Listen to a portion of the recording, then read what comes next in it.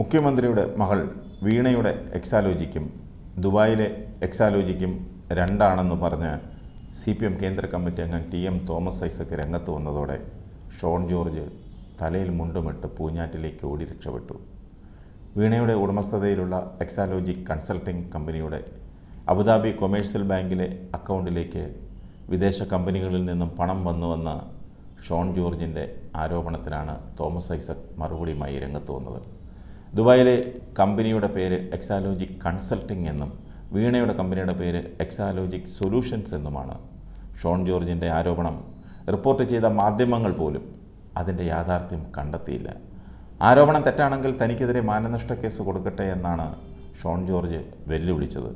അതേസമയം ഷോണിനെ പോലൊരു ശല്യക്കാരനായ വ്യവഹാരി നൽകിയിരിക്കുന്ന ഉപഹർജി പിൻവലിക്കാൻ കോടതി അനുവദിക്കരുതെന്നും കുഴൽനാടൻ കേസിലെന്ന പോലെ ഒരു തീർപ്പുണ്ടാകണമെന്നും തോമസ് ഐസക് കോടതിയോട് അഭ്യർത്ഥിച്ചു.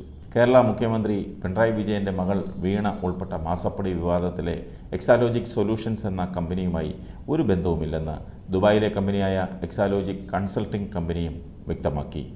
പേരിലെ സാമ്യമാകാം കമ്പനിയുടെ പേരും ഡയറക്ടർമാരുടെ പേരും വിവാദത്തിൽ അകപ്പെടാൻ കാരണമെന്നാണ് ദുബായ് മൾട്ടി കമ്മോഡിറ്റീസ് സെൻറ്ററിൽ രജിസ്ട്രേഷനുള്ള എക്സാലോജിക് കൺസൾട്ടിംഗ് സ്ഥാപകരായ സസുൺ സാദിക്കും നവീൻ കുമാറും പറഞ്ഞത്. വീണ, സുനേഷ് എന്നിവരെ അറിയില്ല. SNC Lavalin, Price Waterhouse Cooper എന്നീ സ്ഥാപനങ്ങളുമായി ഒരു ബന്ധവുമില്ല. ഒരു മലയാളി കമ്പനിയുമായും ഇടപാടില്ല.